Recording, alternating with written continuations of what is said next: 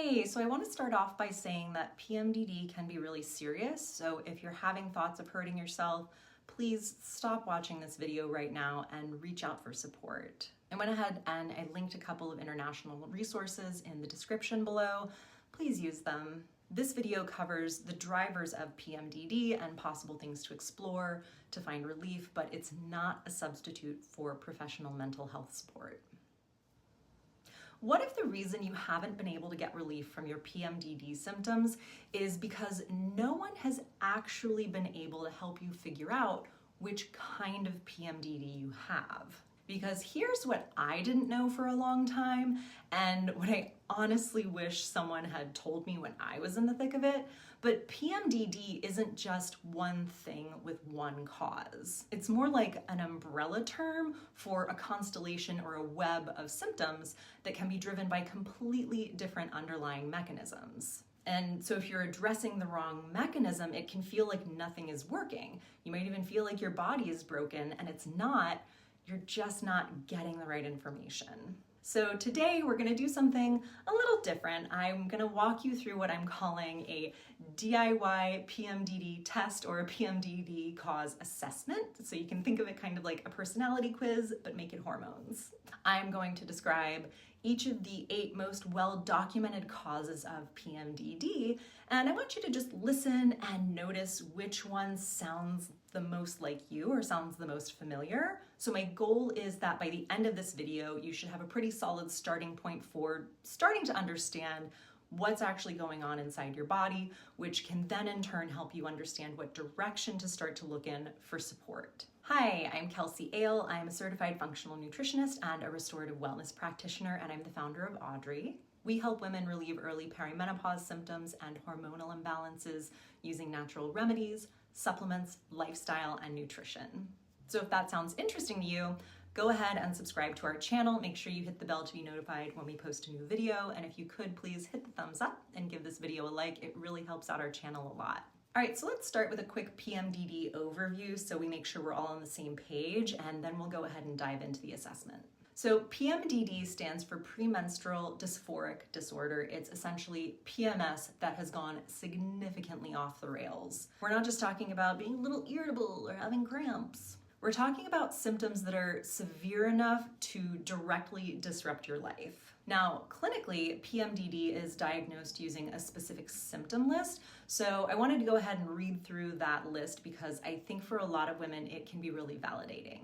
We're talking about markedly depressed mood, feelings of hopelessness or self-deprecating thoughts, super intense anxiety or tension, that kind of keyed, revved up feeling that just won't settle down, sudden mood swings, crying out of nowhere, feeling unusually sensitive, especially to rejection, persistent anger or irritability that's creating conflict in your relationships, a loss of interest in things that you normally care about, like work, hobbies, or the people in your life, difficulty concentrating, fatigue that goes way beyond tired, significant changes in your appetite or having very specific food cravings, sleep disturbances, either sleeping too much or not being able to sleep at all, or a sense of being completely overwhelmed and completely out of control. There are also some physical symptoms, including breast tenderness, bloating, headaches, and joint or muscle pain. Now this list comes directly from the DSM-5, which is the official clinical diagnostic manual used by providers. And to meet the criteria to be diagnosed with PMDD,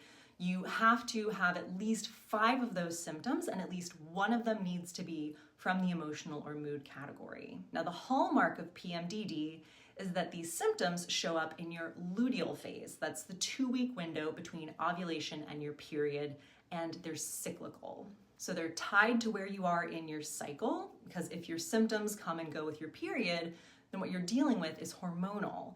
And if it's severe, PMDD might very much be on the table. Now we already have another video up, and I'll go ahead and link to it, that covers one of the most common and least talked about drivers of PMDD, but we're starting to see some more buzz about it, and that's the histamine and mast cell connection.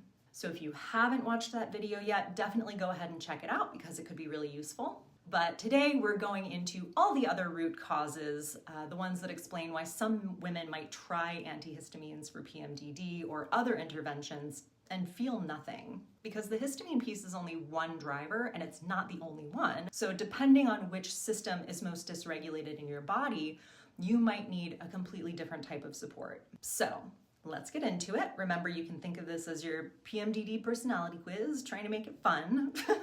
I'll describe each type, the common symptoms, what's actually happening in your body, and then what kinds of things might help. So go ahead and just take some mental notes on what you hear that resonates with you.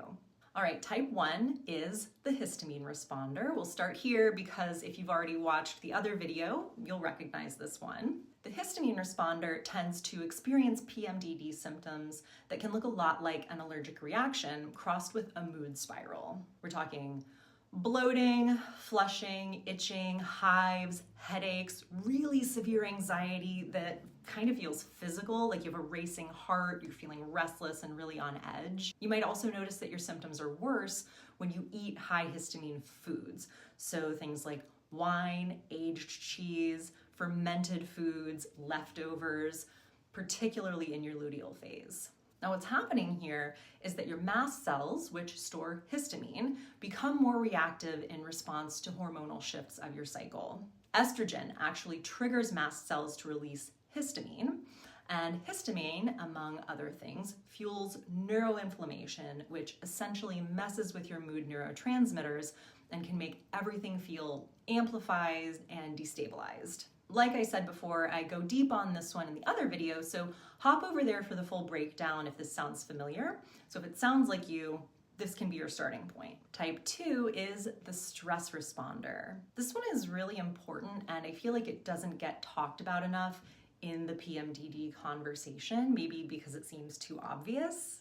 But hear me out, because the reason it happens is actually really specific. It's not just that you're stressed out. The stress responder notices that her symptoms are dramatically worse during high stress life periods, and that they're genuinely better, but not gone, but they're better when things in her life are calm. So her PMDD doesn't exist in a vacuum. It kind of expands and contracts along with what's happening in her life. And she often feels okay-ish for most of the month until the luteal phase hits, and then it's like her system just can't hold it together anymore. So here's what's actually happening.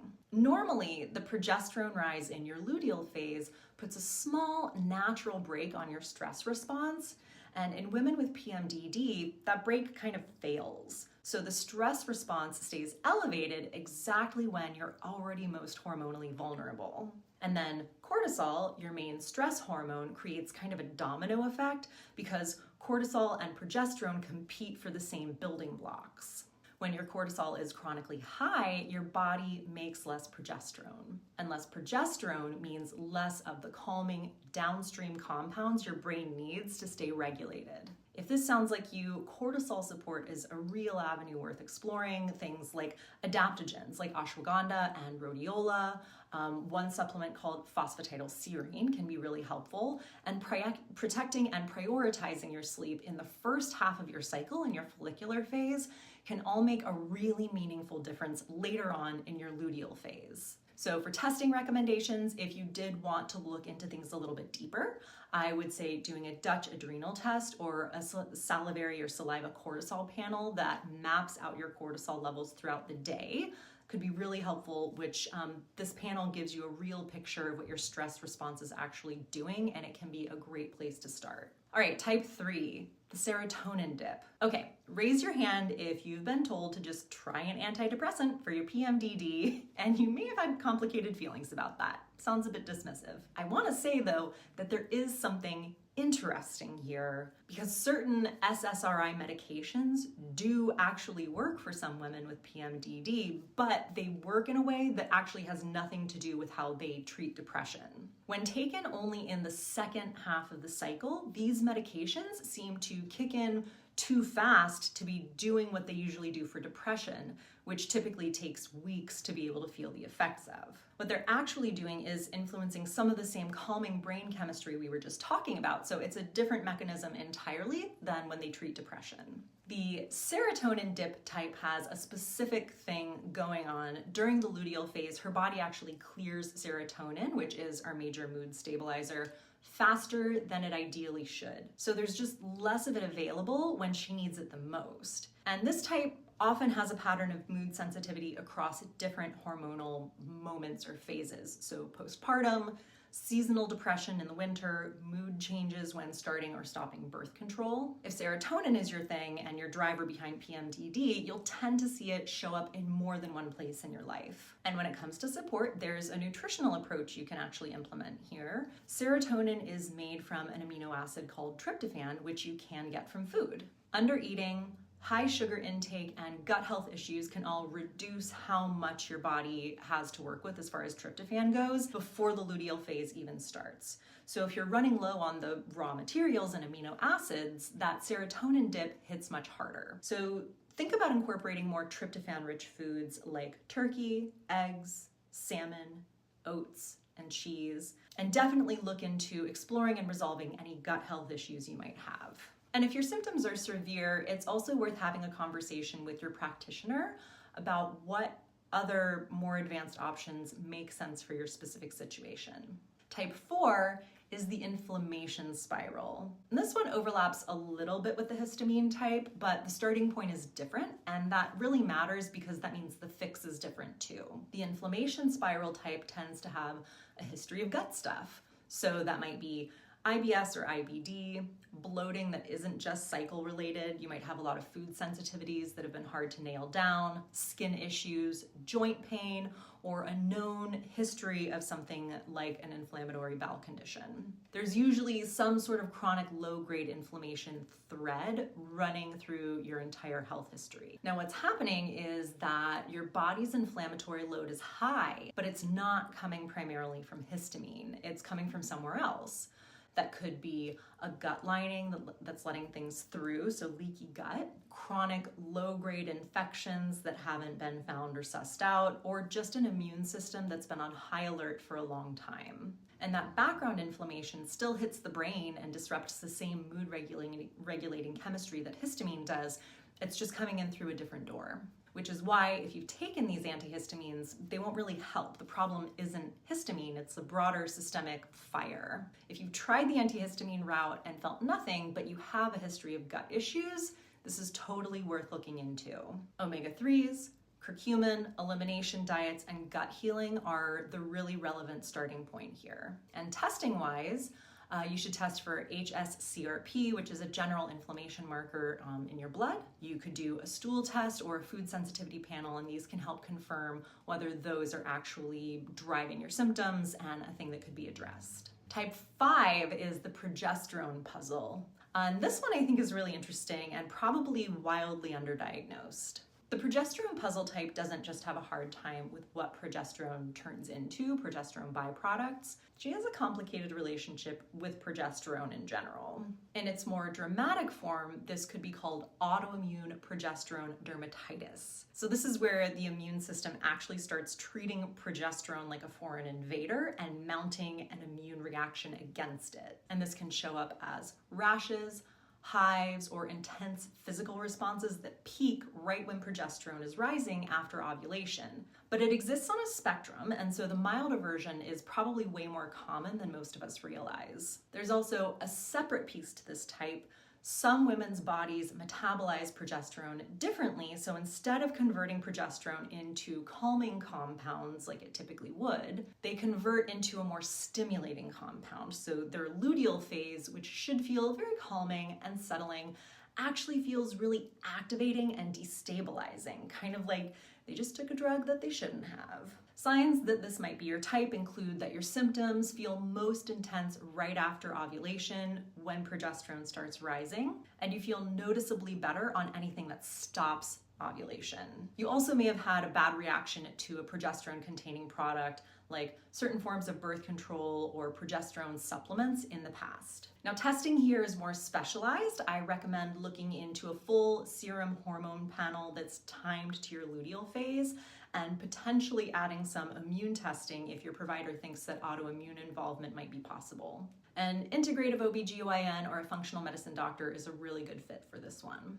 Type 6 The flat and empty one. I want to name this type carefully because I think a lot of women in this category just get told that they're depressed and then sent home. The flat and empty one doesn't primarily experience rage or anxiety. She experiences profound flatness.